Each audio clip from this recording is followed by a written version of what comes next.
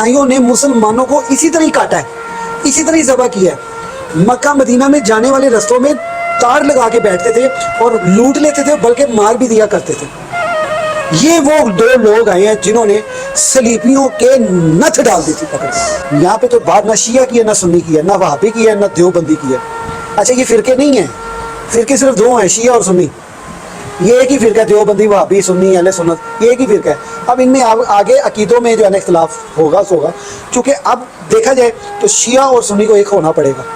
السلام علیکم ناظرین, میں ہوں آپ کا میزبان آصف خان اور آپ دیکھ رہے ہیں نڈر نیوز. ناظرین, آج کل ہم دیکھ رہے ہیں کہ ہم ٹی وی پہ ایک ایپیسوڈ چل رہا ہے, ایک سیریز چل رہی ہے سلطان صلاح الدین ایوبی کے نام سے. اس میں سلطان صلاح الدین ایوبی اور سلطان نور الدین زنگی دو کردار ایسے ہیں وہ دکھائے جا رہے ہیں.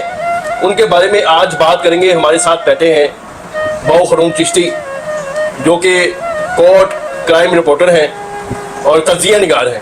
ان سے بات کر کے جانیں گے کہ سلطان صلاح الدین ایوبی اور سلطان نور الدین زنگی آخر میں ہے کون, ان کا آپس میں رشتہ کیا ہے. السلام علیکم جی. وعلیکم السلام ورحمۃ اللہ. جی کیا حال چال ہے, ٹھیک ہو؟ جی الحمدللہ. مجھے یہ بتائیے گا کہ سلطان صلاح الدین ایوبی کون تھے؟ دیکھیں جی, سلطان صلاح الدین ایوبی کا نام آج بھی اگر آپ جا کے یروشلم یہودیوں کے سامنے لیں گے نا, جی وہ آگ کی طرح بھڑکنا شروع ہو جائے گا. وہ کیوں؟ اس کی وجہ یہ ہے کہ سلطان صلاح الدین ایوبی وہ مرد غازی تھا جو حضرت سیدنا عمر فاروق رضی اللہ تعالیٰ عنہ کے بعد جب اس پہ قبضہ ہوا تھا مسجد اقصی پہ, سلطان صلاح الدین ایوبی نے وہ قبضہ چھڑایا تھا, وہ فتح کیا تھا جی. اور وہ سلطان صلاح الدین ایوبی کے بعد آج تک امہ مسلمہ سلطان صلاح الدین ایوبی کی دعائیں کرتی ہے کہ یا اللہ سلطان صلاح الدین ایوبی جیسا کوئی بندہ بھیج کہ ہم مسجد اقصی آزاد کریں. آپ دیکھ نہیں رہے فلسطین میں کس طرح مسلمانوں کو ذبح کیا جا رہا ہے. یہ وہی دور ہے جس دور میں صلاح الدین ایوبی یا سلطان نور الدین زنگی جس کا آپ نے ذکر کیا ہے, اس دور میں صلیبی تھے, یعنی عیسائی تھے. عیسائیوں نے مسلمانوں کو اسی طرح کاٹا ہے, اسی طرح ذبح کیا ہے. مکہ مدینہ میں جانے والے رستوں میں تار لگا کے بیٹھتے تھے اور لوٹ لیتے تھے, بلکہ مار بھی دیا کرتے تھے. یہ وہ دو لوگ آئے ہیں جنہوں نے صلیبیوں کے نتھ ڈال دی تھی پکڑ. ہسٹری اس کے بارے میں کیا ڈیٹیل وہ بتاتی ہے؟ ہسٹری یہ بتاتی ہے کہ یہ بنو عباس کا اینڈ ہو رہا تھا, یعنی بنو عباس کی جو سلطنت تھی نا وہ اختتام میں تھی. ادھر فاطمی سلطنت بھی سمجھ لیں آج بچات میں وہ بھی ختم ہونے کا نام لے رہی تھی. یہ حلب کے شہر میں 17 شوال 521 ہجری بمطابق 1118 عیسوی فروری کے مہینے میں یہ بندہ پیدا ہوا. عماد الدین ان کے والد کا نام ہے, زنگی خاندان سے تعلق رکھتے ہیں اور یہ ترک لوگ ہیں. نور الدین زنگی پیدا ہوئے, ان کے والد صاحب نے ان کا نام رکھا تھا نور الدین زنگی. اب نور الدین زنگی کی جو تربیت ہے بیسیکلی وہ اس کے والد نے کی ہے خود, اور وہ اس طریقے کی ہے کہ سلطان العادل کہلایا ہے یہ بندہ. یعنی اتنا نفیس قسم کا آدمی آپ کو تاریخ میں نہیں ملے گا, اتنا عادل بندہ آپ کو تاریخ میں بعد اصحاب اور بعد خلافت راشدہ کے بعد آپ کو ایسا بندہ نہیں ملے گا. اتنا پارس آدمی, اتنا نیک دل, اتنا سخی آدمی. اور یہ چونکہ ان کے جو والد تھے عماد الدین وہ صلیبیوں کے خلاف جو ہے نا جنگ میں شامل تھے, اور یہ سپہ سالاری ان کے ہاتھ میں آئی تھی. یعنی زنگی خاندان کی سلطنت کی, زنگی سلطنت کی جو حلب میں تھی. حلب شہر جو ہے یہ مسجد اقصی کے قریب ایک شہر. چونکہ اس کے بعد پھر عماد الدین جو ہے وہ شہید ہو گئے. اس کے بعد ان کے جو بیٹے ہیں نور الدین زنگی یہ اپنے والد صاحب کی جگہ پہ وراثتی جگہ پہ برجمان ہوئے. اور جب سے یہ برجمان ہوئے انہوں نے اپنے دورے کو ملے. سب سے بڑی بات آپ کو یہ بتاؤں ماشاءاللہ, یہ سلطان نور الدین زنگی سیدنا سرکار غوث پاک شیخ عبد القادر جیلانی کے دور میں ہوئے ماشاءاللہ. اور ان کو حضور غوث پاک سے بڑی اہم لگاؤ تھا, بڑی محبت والا ان کے ساتھ معاملہ تھا. سلطان نور الدین زنگی اتنا عاشق رسول تھا, اتنا عبادت گزار تھا, اتنا وہ قریب تھا اہل بیت کی محبت میں. اور چونکہ یہ فقہ حنفیہ سے تعلق رکھتا ہے, امام اعظم ابو حنیفہ کی تقلید کرتا ہے, اس نے اپنے دور میں فقہ حنفیہ کو بہت زیادہ فروغ دیا, یعنی اس کی تعلیمات کو زیادہ عام اور دور دور تک پھیلایا, مدارس قائم کیے. آج بھی دمشق کے اندر جو النوریہ مدرسہ ہے وہ سلطان نور الدین زنگی کے اپنے ہاتھوں کا بنا ہوا ہے. اور وہاں پہ تعلیمات کا بہت بڑا اور انہوں نے آگے یہ سلطان نور الدین زنگی نے یہ مصر بھی فتح کیا فاطمیوں سے، کیونکہ فاطمی جو تھے وہ اہل تشیع کی وہ حکومت تھی. یہ وہ دور ہے جس دور میں مسلمان آپس میں ٹوٹ پھوٹ کا شکار تھے.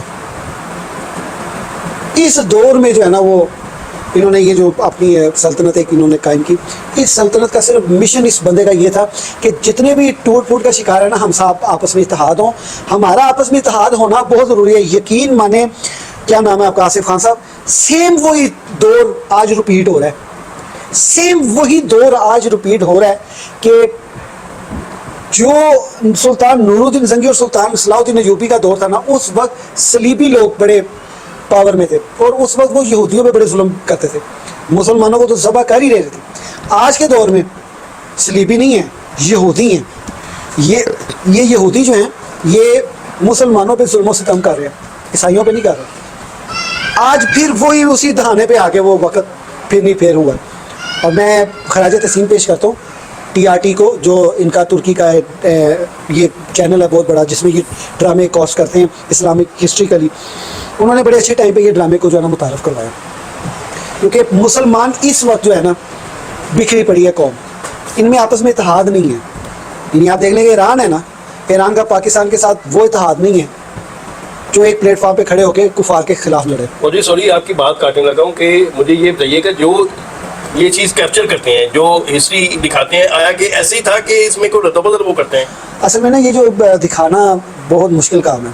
یہ آپ کو بتاؤ، میسج فلم نہیں آئی تھی جی، اس میں جو انہوں نے دکھایا ہے وہ تاریخ کے تقریباً ملتا ہے لیکن عین مطابق نہیں ہے. مطلب تاریخ نقش کرنا مقصد ہوتا ہے، مگر اس دور میں جو تاریخ نقش ہوئی ہے وہ تاریخ نقش کرنے کا جو نا انہوں نے صرف ایک ہسٹری کا ایک بات وہ بتاتے ہیں. دوسرے نمبر پہ یہ جو ڈرامہ دکھا رہے ہیں یہ حقیقت کے عین مطابق تو نہیں ہے لیکن پاس پاس ہے، کیونکہ اس پاس ہوگا تو ڈرامہ چلے گا نا، تو ہسٹریکلی بات ہے. اچھا، ہسٹری میں نا یہ یاد رکھیے گا اختلاف ہوتا ہے. اب اہل سنت والجماعت ہے، اہل سنت والجماعت میں بھی کئی اکثر اوقات تاریخ میں روایت کو لے کے اختلاف ہو جاتا ہے. اس لیے جو بھی ڈرامہ بنتا ہے نا کوشش یہ کی جاتی ہے کہ یہ متفقہ طور پہ بنے، کسی کوئی اختلاف رائے نہ رکھے. وہ الفاظوں کا چناؤ، کیونکہ یہاں پہ ہم نے یہاں پہ تو بات نہ شیعہ کی ہے، نہ سنی کی ہے، نہ وہابی کی ہے، نہ دیوبندی کی ہے. اچھا، یہ فرقے نہیں ہیں، فرقے صرف دو ہیں، شیعہ اور سنی. یہ ایک ہی فرقہ ہے، دیوبندی، وہابی، سنی، اہل سنت، یہ ایک ہی فرقہ ہے. اب ان میں آگے عقیدوں میں جو ہے نا اختلاف ہوگا چونکہ اب دیکھا جائے تو شیعہ اور سنی کو ایک ہونا پڑے گا. اور جس میں بہت اچھی مثال قائم کی ہے ایران کے صدر نے. ابھی وہاں پہ خانہ جنگی کا عالم تھا، منہ توڑ جواب دے رہے ہیں، میڈیا اس کو کور کر رہا ہے. این ٹھیک 3 دن بعد جناب صدر صاحب یہاں پہ تشریف لے ہیں اور یہاں پہ آ کے انہوں نے ایک دوستی کا جو ہے نا ہاتھ بڑھایا اور اچھے اچھے پیکج دے کے گئے ہیں پاکستان کو. یہ بڑی اعلیٰ ظرفی کی بات ہوتی ہے باس. ایسے ہی تو یہ اس وقت جو ہے نا اعلیٰ ظرفی دکھانی پڑے گی جب سلطان نور الدین زنگی. اب سلطان نور الدین زنگی کا خان صاحب میں آپ کو ایک ایسا واقعہ سناؤں کہ جس کی مثال ہی نہیں ملتی. سلطان نور الدین زنگی وہ شخص ہے کہ جس کو اس کی زندگی میں تاریخ کے مطابق، ہو سکتا ہے اس سے زیادہ بھی ہو، لیکن تاریخ کے مطابق 3 مرتبہ سرکار کائنات صلی اللہ علیہ وآلہ وسلم کی زیارت کا شرف حاصل ہوا ہے. ماشاءاللہ.